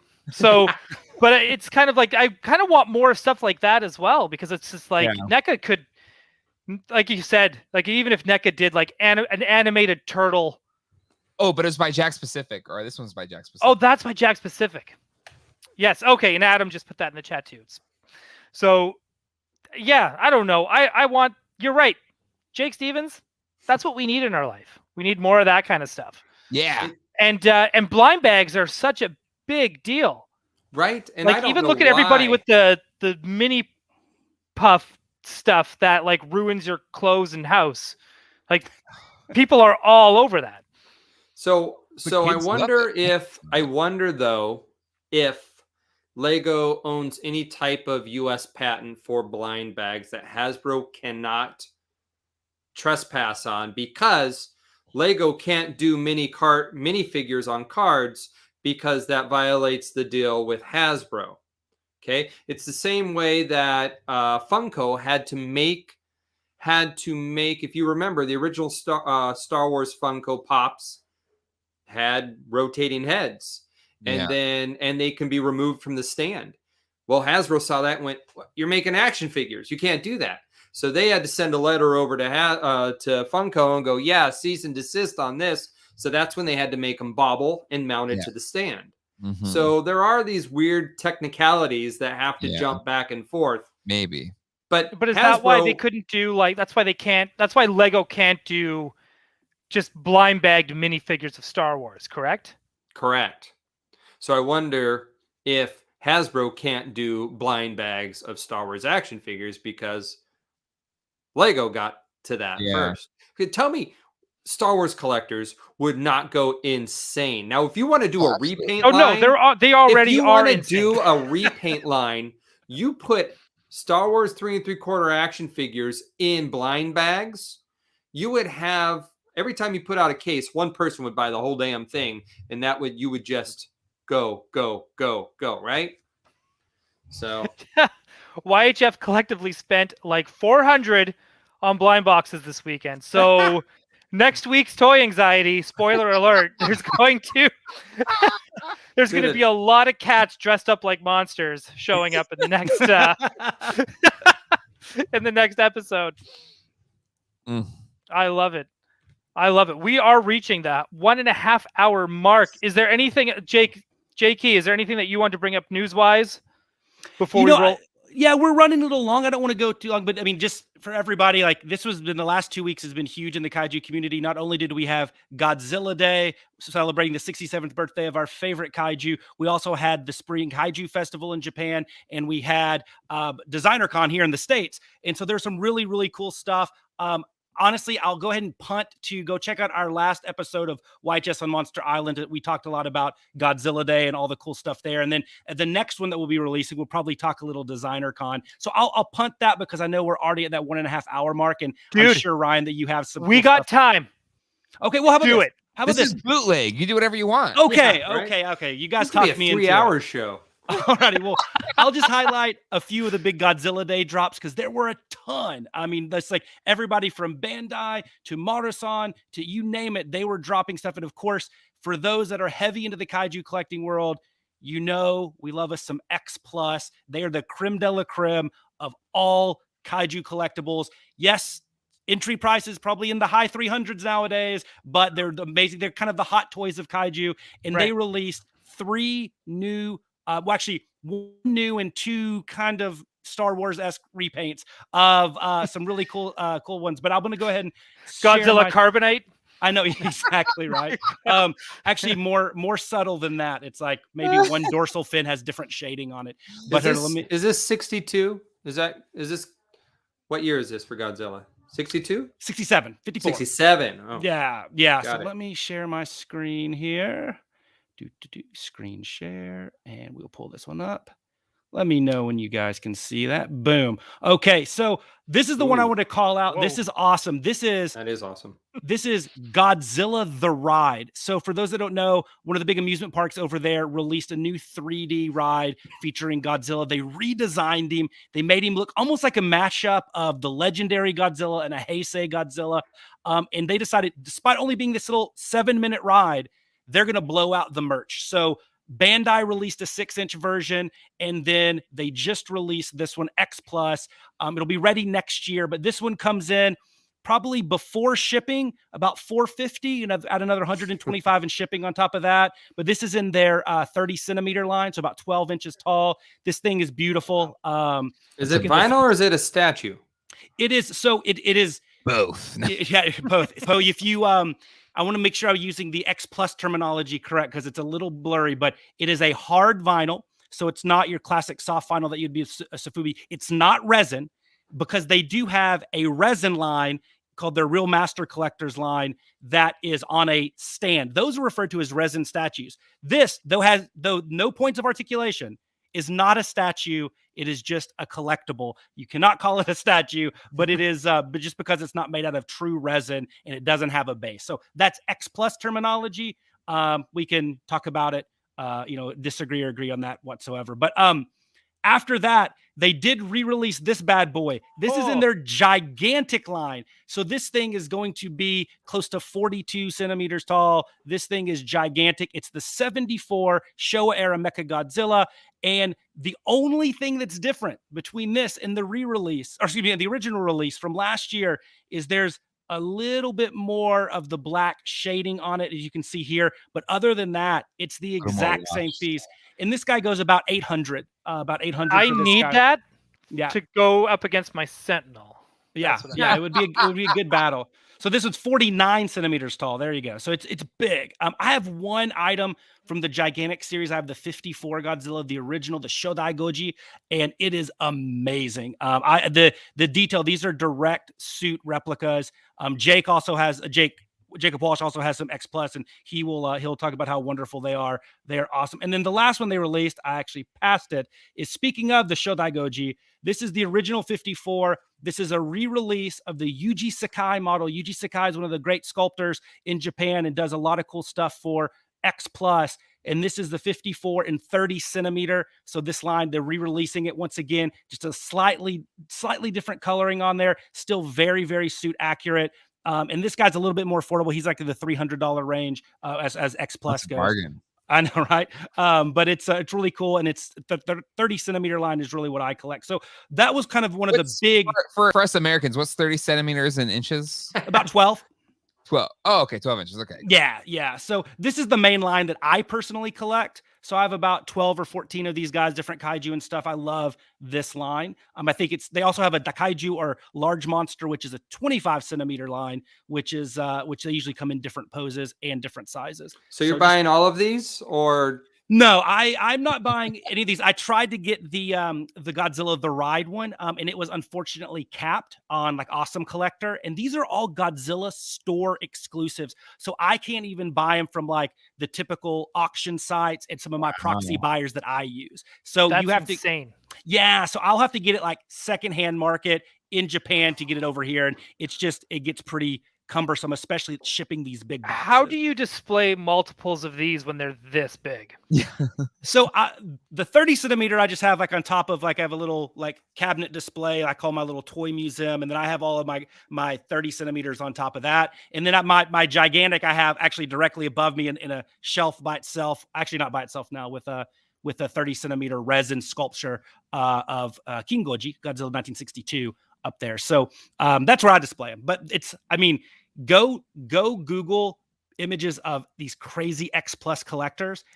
Some of these folks that have been collecting it from the beginning literally have 100 to 200 of these X Plus figures. And you can imagine the cost, but also these rooms to the point where you can't even tell where one figure starts and the other one ends and the other one begins. Yeah, no kidding. And I don't know. To each their own. Everybody has different impetuses why they collect, but I want to be able to at least make what kaiju it is, right? So so that was really cool from Godzilla Day. The other one, and I'll flip over here, going more towards kind of the most mass produced, and that's the Bandai movie monster series. This is your 6-inch line. These are the toys that in Japan you're going to get for $5 or $10, 500 to 1,500 yen. And they are, your classic, your toys. Kids are going to buy these, right? These are the in aisle, if you will, Jake. And they released a few for Godzilla Day, including this really cool 75 Mechagodzilla. So not from Godzilla versus Mechagodzilla, but actually from 1975's Mikagoji no Gyakushu, or Terror of Mechagodzilla. And this is a really cool one from 75. It's a little battle damaged, just a very subtle battle damage is the only thing, but it's one of the first times they've released the 75. They're releasing Gorosaurus as well. Everybody's favorite plucky dinosaur. Originally came out in 67's King Kong Escapes, and then transitioned over to the Godzilla franchise in 68's Destroy All Monsters or Kaiju Soshingeki. And then they're releasing a new variant for Hedorah. It's its 50th birthday. So they're releasing all these in 6-inch. You're going to probably be able to get these in the secondhand market in the US for anywhere from $30 to $45. So they're going to be a little bit more digestible. But if you're in Japan, these things, like I said, are $5 to $10. Just shipping and exclusivity and all that good stuff. These are the equivalent of the ones I see at Walmart, right? So the Playmates one, these would be a little bit better sculpt and mold are a lot better in some cases. There's some really there's some wacky ones, let's just say, in the Playmates one. I go Google Playmates Shin Godzilla. It's really bad, but Poor it's like the Playmates. John Hammond that it's up there with like worst figure with the John Hammond one that was recently released. But so these are really cool because Bandai, the movie monster series, is so big. It's been running now for almost 15 years. And it replaced they always released these new series and collections, and it's the one that's really kind of been making waves. 6-inch Godzilla originally with Bandai started out in the 8-inch scale, and after the Godzilla collection, which was 83 to 95, they moved to 6-inch, and it's just seen it go through the roof. So those were the two big ones. I'm just going to show a picture of Designer Con because a lot of people have seen this one. Mondo. Yes. You know, the most hated company of American-based kaiju fans right now, it seems like. I mean, I know a lot of YHS listeners have been, they know Mondo very well. They were new to kaiju, so a lot of kaiju fans that had no history with Mondo, let's just say there's been a little bit of a learning curve. In fact, there's some a lot of sad comments there, but I love this one right here. This is an 84 Godzilla from Godzilla 1985 released here, but Return of Godzilla in Japan. And this is their Umi variant that was only released in a run of 150 that you had to buy at Designer Con. Ooh. And so this thing, I actually bought mine on secondhand market today because this thing is just beautiful.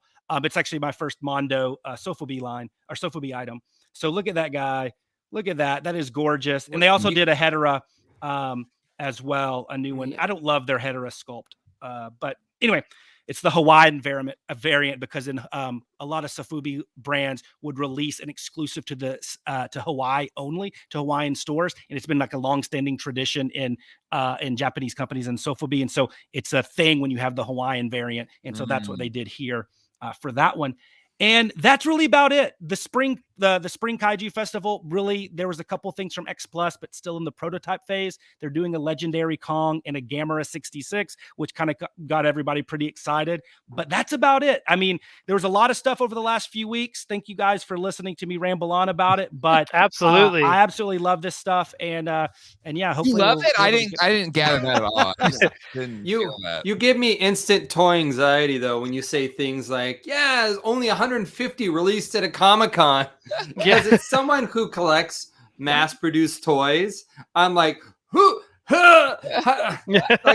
I'm out. I'm done. I'm like, what are you talking about? Yeah. I hope people understand why I put Monster Island over every week on Toy Anxiety. This is why, folks. This is the deep knowledge, but also, wow, deep anxiety for me. It's a different world. I mean, I like you guys. I mean, obviously, I collected vintage toys. I have a few modern lines that I collect, but you have to kind of switch your brain to do some of this kaiju collecting because it's just a different world, for better or for worse, right? It's just a different world. And when you're fighting over something that only they produce 35 of, and it's like, and it's just truly the eye colors are different, right? And people will battle over that. So it's just a little bit different world. Not to open up another can of worms, just give me the abridged version. Okay, you and Jacob are deep into this world, and you have connections and ties, and fluent in Asian languages to obtain all these things. But what if I was like decided tomorrow to get into this world? Would it even be possible for someone? Would you just need to back up a money bag and a money truck and then have like a proxy and, smuggle people to other countries to like actually get this? Or is this just it? Yeah, it depends. I mean, I think we talked about this on one of our first episodes with Craig and Abby on just kind of kaiju collecting in general. And the answer, I just say there's one thing. If you're a completist in any form or fashion, you cannot collect kaiju because you will never complete anything. Probably the greatest, whoever has the largest collection of kaiju collectibles in the world probably doesn't have a complete set of anything when you're talking like into the sofubi realm and stuff. That's just not a thing there, right? It's just not a thing. As far as the cost, sofubi is expensive. The high-end X Plus stuff is expensive. but there's so much more. Those are such small percentages of the overall kaiju collecting that it's just what people talk about the most. It's kind of squeaky wheel gets the grease. It's like that's what you hear the most about. But the Bandai movie monster series, what we've seen from even NECA when they had the license, and hopefully Super 7, what we've seen for Playmates as a truly, you can go to the Target right now, well, some Targets, and then get for $10, get a Jet Jaguar, to get a Rodan, get a Gorosaurus. That is wild. Like, I mean, growing up, like I had my first Godzilla collectible came from Japan. And it was, I had to get it bootlegged from a guy in Boston who knew a guy who knew a guy who knew a guy. And now I can go in before, other than Trendmasters in the mid 90s, but now you can go into a Target or a Walmart and get Godzilla collectibles for, $10-15, which is amazing. It just depends what your goal is and how deep you want to go. But there's definitely a lot of entry points for NIL collectors, for kids, because, hey, I'm with you, Jake. If the kids can't get the toys and we can't grow up a new era of any property, but Godzilla for one, if we can't grow them up with toys, and toys are still the best way to drive imagination, to form these bonds that's why we're talking about it here, men of, respectable ages. If we can't do that, then it's a lost cause. And so there are those to help keep that new crop of kaiju fans, coming up, and hopefully one day they'll transition to sofubi or X Plus. And as you said, the cycle will keep going. So hopefully that answered your question. Yeah, no, absolutely. I understand now. I need to donate plasma and, sell a plasma child. series. That's your plasma series. That's true. That's true.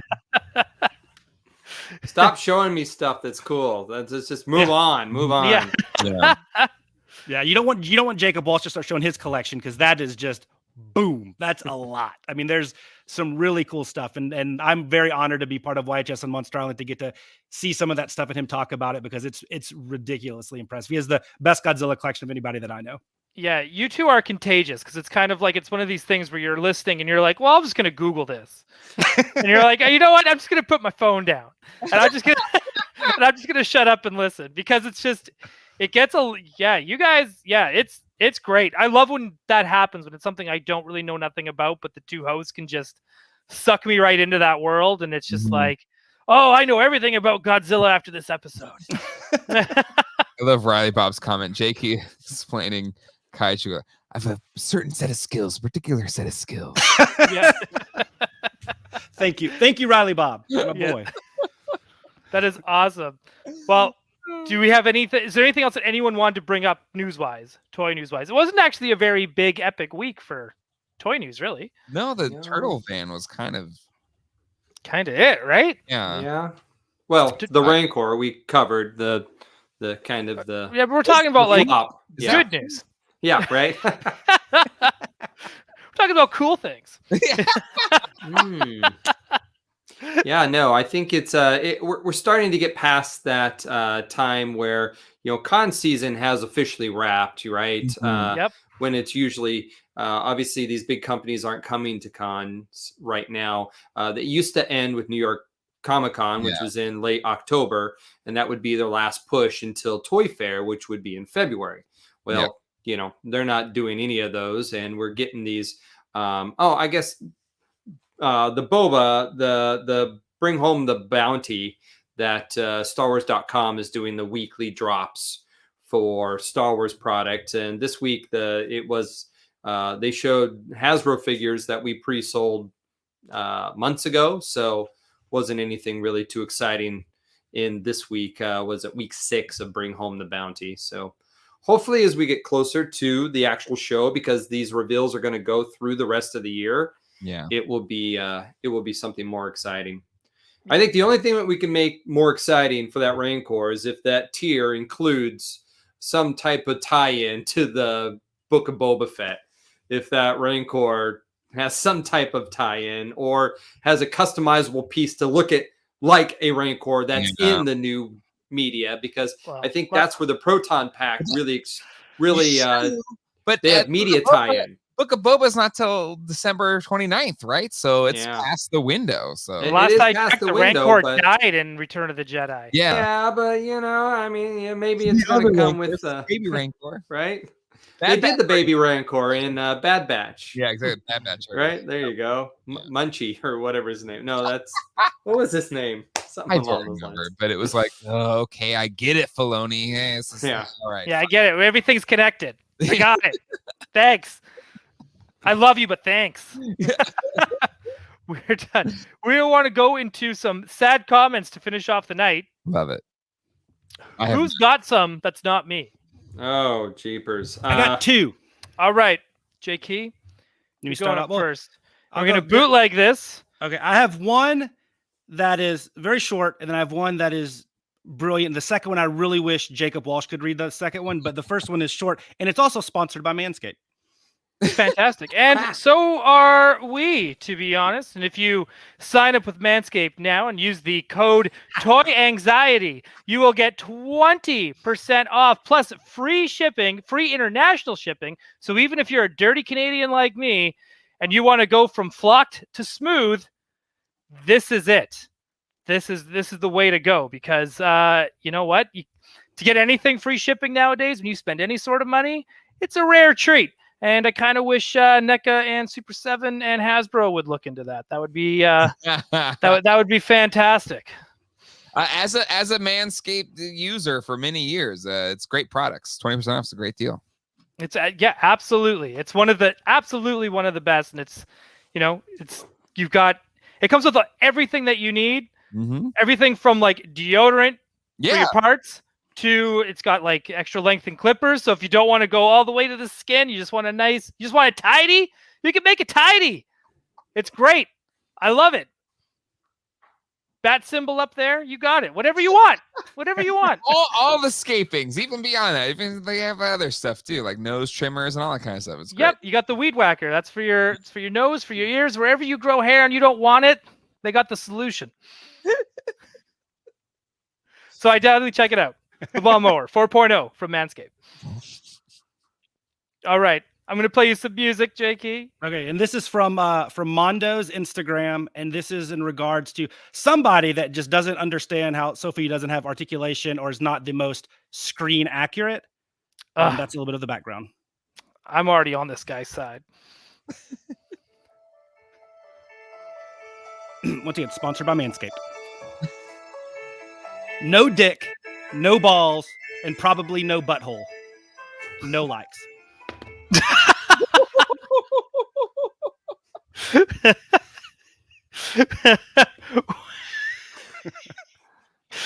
Wow. Okay. Yeah. Hey, if he would have used Manscaped, maybe he wouldn't have lost them. Right. All right. Do you want to go through the second one? Sure. So this one, like I said, I'm not going to do it justice. I really wish Jake could read this one. This is one of the greatest comments I've seen in the Godzilla stuff that I follow in collectibles, because this guy, whose name this is on Twitter, on Mondo's Twitter as well. This guy's has the best screen name ever. It's Lyco Search Engine. So it's He's amazing. getting called out tonight. Yeah. Welcome to the bootleg. Okay. Yeah, no, I didn't even think about that. That's perfect. But he complains. His sad comment is in rhyme. Oh, Yeah. I do. Jacob Walsh, if you're listening. This is amazing. Okay. I'm ready when you are, my friend. I'm just a guy near Nantucket. I tried to buy some Mondo, then said, fuck it. You suck dick like a whore from Manila. I guess I won't waste money on your overpriced Godzilla. Screw you, Mondo. No likes. But I'm going to like it right now, because that is amazing. Wow. It happened, like I saw it an hour or so before the show started. One of my friends sent me a note and said, have you seen this? But I would go check it out before this thing gets taken down, because that is the most brilliant, sad comment in the world. That has to go on. If Craig and Abby and Jake do a cassette every year, yeah, that has to go on there. Wow. Yep, it's real, guys. Go check it out. Mondo News, their Twitter feed. It's on there. It's on the post about the Designer Con Godzilla's, the one that's the final day of Designer Con, talking about some of the Godzilla releases as well as Jaws releases as well. So the Jaws Tikis. So that's what I got. Wow. All right. I'm going to read. This one is from Hasbro. Go figure. It's from the announcement of the Rancor getting another Fan First Friday, because guess what? It needs it. Get myself lined up here. Hey, Hasbro Pulse. How's it feel to be sweating this out? You're scraping from the bottom of the barrel, so now what you should have done a week or so back, you're doing now, because of all the complaints, and also because you lost a lot of backers.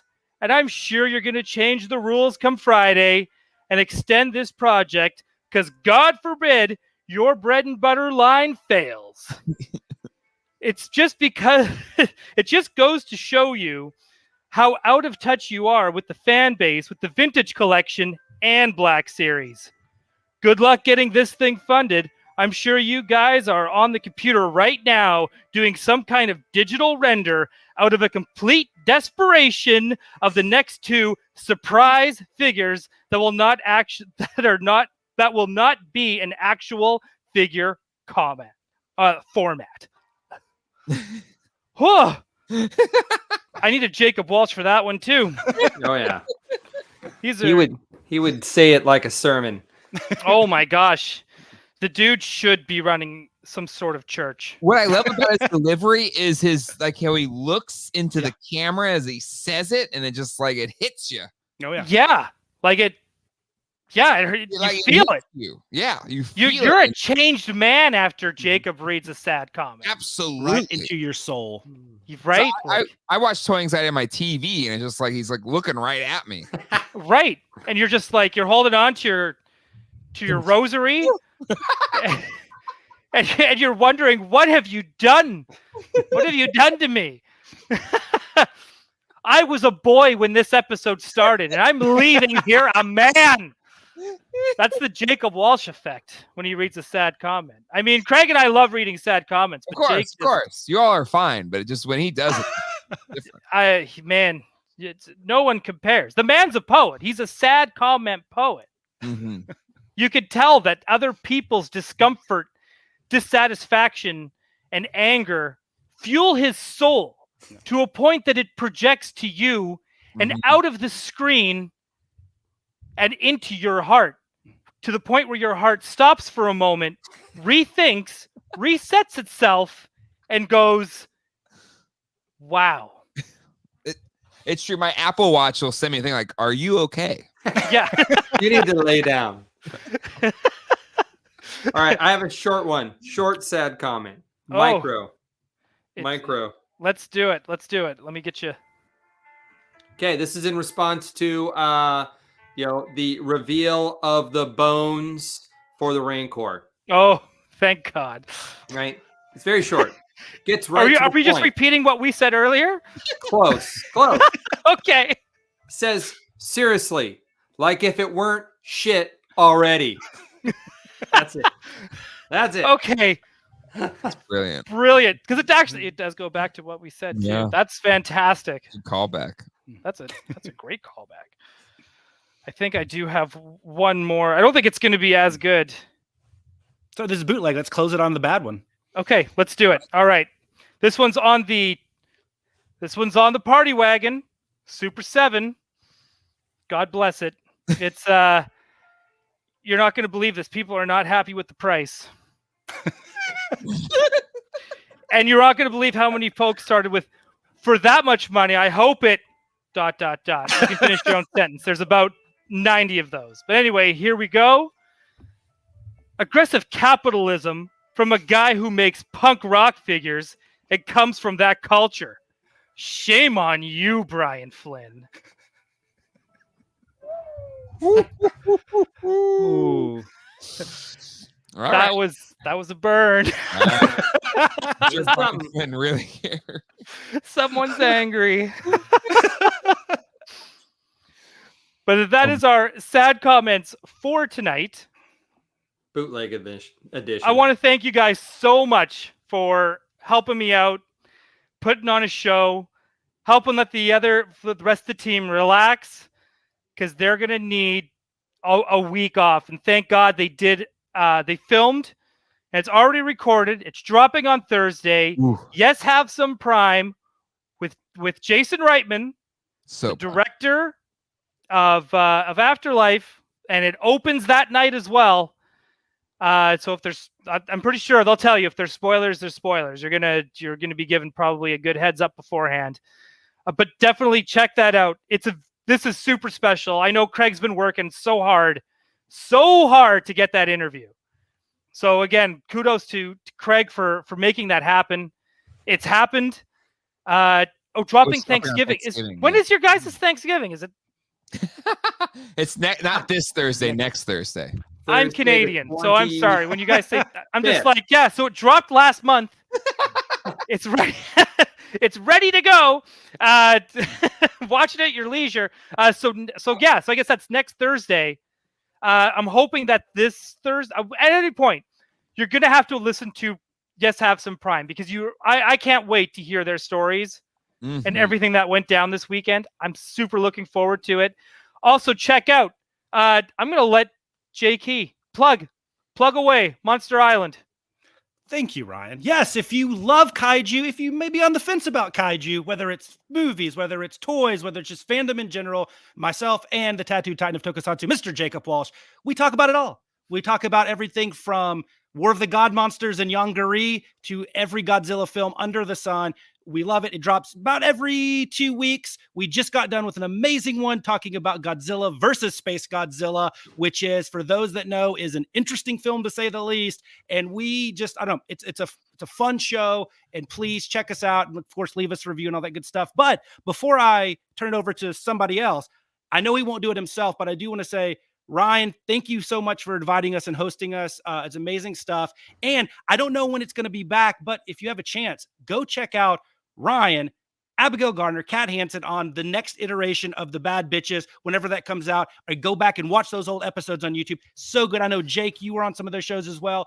What a fun, the chemistry there is toy anxiety-esque. It is absolutely amazing. And then, of course, Ryan already plugged YHS Prime, but hey, ground zero, number one is group therapy. If you're not in group therapy, you are missing out. That is kind of the community that has built up this amazing, amazing nurturing biosphere that is Yes Have Some. And then, of course, if you have a few bucks to spare, you want to get that amazing content, please chip into the Patreon, get some amazing exclusive content from Craig, Jake, Abby, and Ryan. It's amazing. You get watch-alongs, you get movie reviews, you get Craig in his car most of the time. It is just amazing. And of course, Jacob Walsh versus Stephen King, which is everybody's, it truly should win some awards. It's that good. And so check all of that stuff out. And if you have a chance, check out YHS on Monster Island. I'll throw it back to you, Mr. Doell. That is beautiful. Beautiful. Jeez, dude. Bravo. Right, you are a wordsmith, sir. Yes. Mind-blowing. Mind-blowing. I want to buy chamois from you and anything. Oh man, if I was ever a wrestler, I would have you on you would be my Bobby Heenan. Absolutely. Jake Stevens. Yes. Plug away. Where can we find you? All right. You can find all things Star Wars at the site from forlamdazuckus.com and all the socials. You can check me out on Galaxy of Toys. We're going to be recording our 100th episode. Now, that doesn't sound very impressive to people who put out tons of content, but this is a long time in the making. We started the show back in 2013. And so we only do about one episode a month. So you can see that this has taken the slow road. So it's going to be fun. We're recording that this weekend, so that'll probably be out next week or so.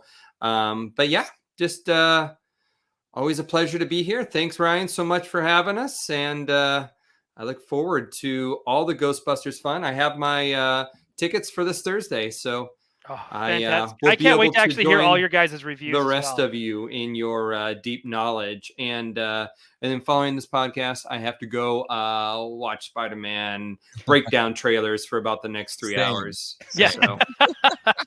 I don't need to break it down. I can just hang on. Let's do a quick screen share. Using my work computer here. Please. How to lose your job 101 and get blacklisted from an industry. All right.